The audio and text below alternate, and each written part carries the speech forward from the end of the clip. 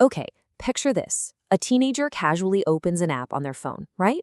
Just gonna watch one quick video. Well, 20 minutes later, they finally look up, blinking, completely unable to recall what that first video even was.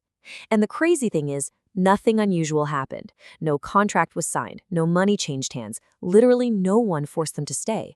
And yet, an invisible transaction just took place. I mean, if you're nodding along right now, hey, you're definitely not alone. We've all been there, right? We casually brush it off, saying we just lost track of time. But something far more interesting, and honestly kind of unsettling, happened during those 20 minutes. Even though nothing was bought or sold, something incredibly valuable, something with a strictly finite supply, was quietly taken from you. So let's dive right into this explainer. Today, we're taking a thematic journey through a brilliant collection of 6 essays called The Attention Files. We'll be looking at the new scarcity, the illusion of understanding, the death of boredom, the architecture of outrage, and finally, a new kind of wisdom. This is going to be our foundational map for an upcoming series we're super excited about, looking at how our digital environment is literally rewiring how we think and live.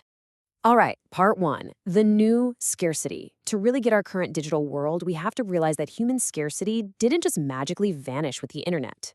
It just packed up and moved. Think about it. For almost all of human history, information was the thing that was incredibly scarce. You literally had to travel for it, wait for it, work for it. But because it was so hard to get, human attention was actually abundant. You had the silence and the mental space to just sit and slowly digest a single book. But look at what happens when that historical bottleneck completely flips. Today, information is basically limitless, right? Just a constant fire hose. But our mental energy, yeah, that hasn't expanded. The bottleneck simply shifted from the information we consume to the actual attention we can give it. And that brings us to this absolutely crucial economic reality. When information is cheap, attention becomes expensive. Every single person on Earth gets the exact same daily allocation, 24 hours. No app or new technology changes that. So you have a resource with a genuinely fixed supply, colliding with a world that has nearly unlimited demand from platforms, advertisers, you name it. And, when something is that scarce and that valuable, massive industries are inevitably going to pop up to mine it. Which leads us to part two, the illusion of understanding. So what's the actual cognitive cost of this? How does living in an attention-starved economy kind of break our minds? Let's do a quick test. I want you to think about a zipper. Just a normal zipper. You use one almost every day, mostly just hoping it doesn't get stuck, right? Well, challenge yourself right now, silently explain to yourself exactly how the teeth and the slider mechanism actually function together, step by step. Go ahead. Now, what's really interesting here is noticing what happens in our brains when we actually try to do that. For most of us, myself included, for sure, somewhere around the third sentence of our internal explanation, our certainty totally dissolves. Actually, scratch that, it completely evaporates. We suddenly realize we know the name of the thing, but absolutely not the mechanics of the thing itself. Psychologists have a name for this. It's called the illusion of explanatory depth. And in the information age, man, this ancient cognitive trap is put on steroids. Modern feeds expose us to just thousands of headlines, summaries, and hot takes every single day. They give us just enough exposure to make us feel educated, quietly convincing us that familiarity is the exact same thing as deep comprehension. But, spoiler alert, it's not. Take a look at these 4 distinct stages. Information introduces an idea. Knowledge grasps it. Understanding actually changes how you think. And finally, wisdom changes how you live. The whole modern internet is basically engineered entirely for step 1. It delivers ideas so fast that we're clicking over to the next tab before the slow, internal friction needed for true understanding can even get started. Okay, moving on to part 3, the death of boredom. That constant velocity we just talked about brings us to another silent casualty of the attention economy, the complete and utter loss of undirected time.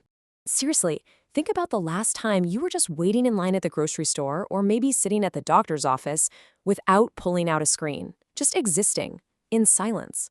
Why does that feel so genuinely uncomfortable for us now? It's wild. We've basically built an entire digital infrastructure just to ensure we never ever have to endure an unoccupied minute. But here's the thing, boredom was never a bug in the system. It was the mind's way of doing crucial work that focused attention literally can't do. When we actively avoid even the mild discomfort of a quiet moment, we are starving what neuroscientists call our default mode network. This network is exactly where memory consolidation, genuine creativity, and deep self-knowledge actually happen. We didn't just lose boredom, we handed it over, one convenient little distraction at a time.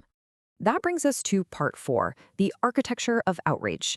So far, we've talked mostly about internal cognitive costs. But what happens when we scale this whole thing up to a societal level? Well, it all starts with an old survival mechanism called negativity bias. For our ancestors, reacting instantly to a rustling bush with fear, that kept them alive. The emotional reaction had to hit before the rational thought did.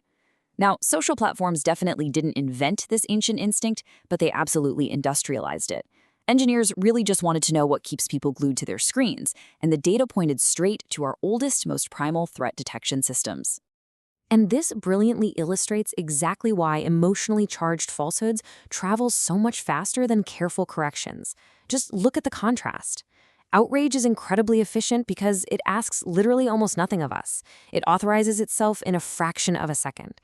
Reflection, on the other hand, asks for context, it asks for patience, nuance, and the really uncomfortable willingness to maybe rethink a first impression.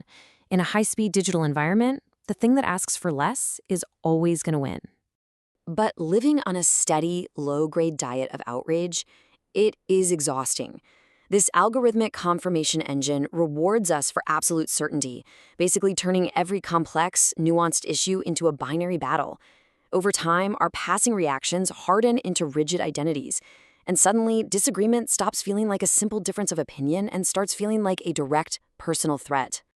Finally, let's look at part 5, a new kind of wisdom, which really brings us to the million-dollar question, doesn't it?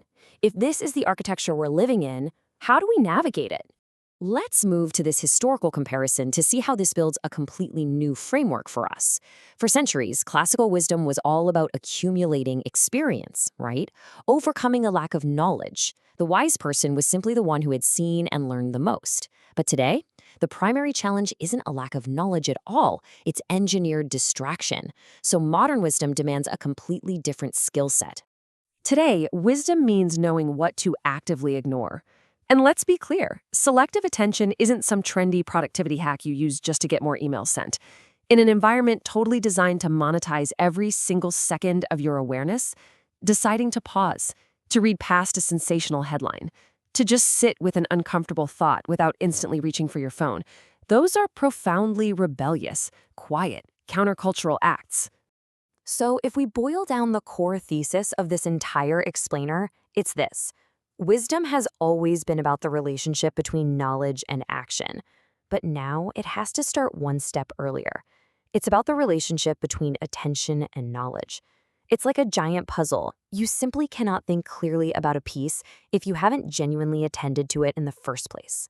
We've mapped out the landscape today, how this new economy shifts scarcity, creates total illusions of understanding, kills our quiet moments, and mass produces outrage. And this lays the perfect groundwork for everything we'll unpack in our upcoming deep dive series. But right now, before you click away to the next tab, before that next little notification pings and steals your focus, I just want to leave you with this thought. Your attention is the invisible currency of your life. It shapes what you learn, who you love, and ultimately who you become. So, what will you choose to pay attention to next?